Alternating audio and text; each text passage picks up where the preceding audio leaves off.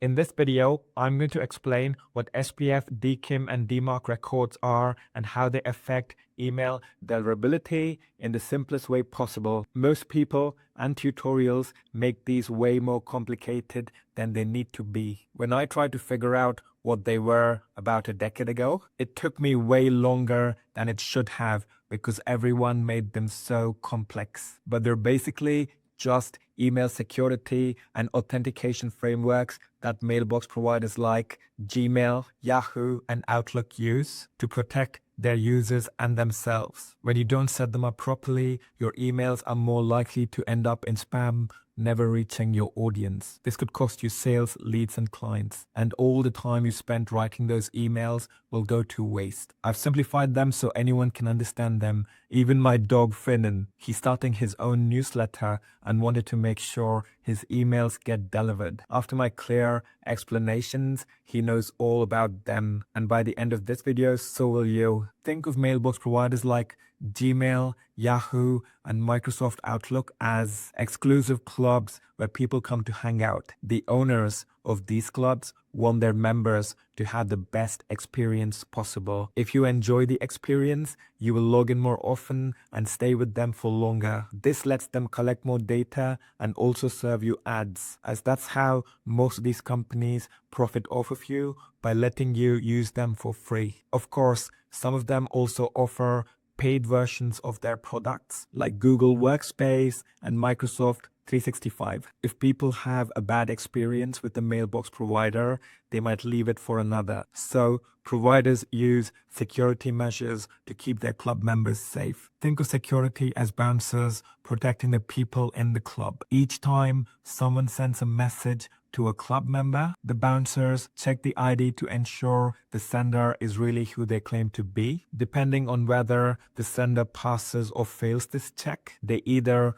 deliver the email or block it. DKIM, SPF, and DMARC help them do this. The bonus is that it also protects you. It prevents scammers from pretending to be you to scam, phish, or spoof your audience and ruin your reputation. So properly setting up these three elements not only improves your deliverability, but also protects your reputation.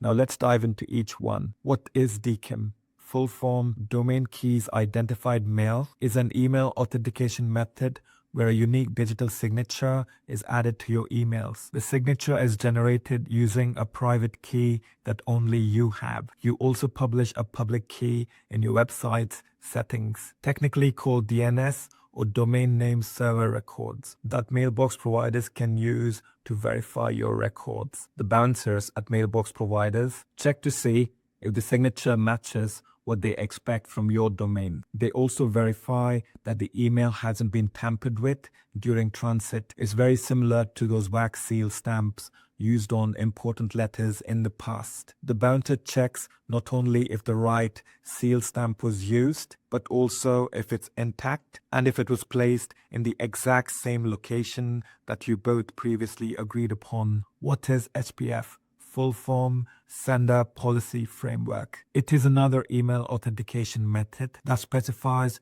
which mail servers are authorized to send emails on behalf of your domain. This works through DNS records that list the IP addresses of servers allowed to send mail for your domain. This could include email service providers like MailChimp, ConvertKit, HubSpot, or ActiveCampaign that you use to build and manage newsletters and email lists. Or it could be professional email platforms like Google Workspace or Microsoft 365 that you use for your custom business email, such as name@domainname.com. For example, mine is Mitt at socialmarketingwriting.com, and I use Google Workspace. This is like having your very own personal delivery person who delivers all your emails. You inform the club to only accept deliveries from you if this specific person delivers them. You also give this person a special ID they can show to the bouncers. How DMARC brings it all together. If the emails pass both DKIM and SPF checks, they're normally delivered straight to the inbox. However, if either authentications fail, mailbox providers check your DMARC. Full form, domain-based message authentication, reporting, and conformance settings to determine what to do next. DMARC not only checks if SPF and DKIM passed, but also verifies alignment, meaning the domain in the from header matches the domain authenticated by SPF and or DKIM. Your DMARC policy can be set to none, quarantine, or reject. If you set it as none, your emails will still be delivered even if they fail authentication. If it's set as quarantine, failed emails go to the spam or junk folder. And if you set it as reject, then the emails are not delivered, not even to the spam folder. Think of DMARC as the head of your security. When an email fails DKIM and SPF checks, the bouncers check with your head of security, your DMARC policy, to determine whether your message should be delivered normally, marked with a suspicious label, or destroyed completely. If you've just moved to a new email service provider or professional email platform, it is best to start with none to see how your emails perform. Once you're confident in your setup, you can switch to quarantine. And finally, to reject when you're fully confident that all legitimate emails will pass. You can also add a PCT equals tag to specify what percentage of emails should have your DMARC policy applied to them. For example, PCT equals 50 means that the policy will only be applied to 50% of emails, giving you a chance to test without affecting all your emails. Simple, isn't it? See how straightforward these concepts are. Simple enough that my dog understands it, and so do you. I don't know why most of the articles and videos make it so complicated. Now that you understand how crucial these authentications are for email deliverability, you might want to check out these two videos.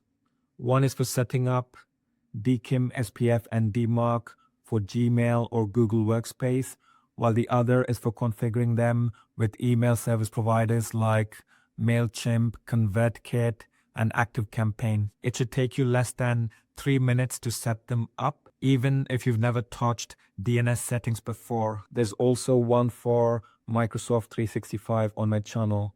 Check them out.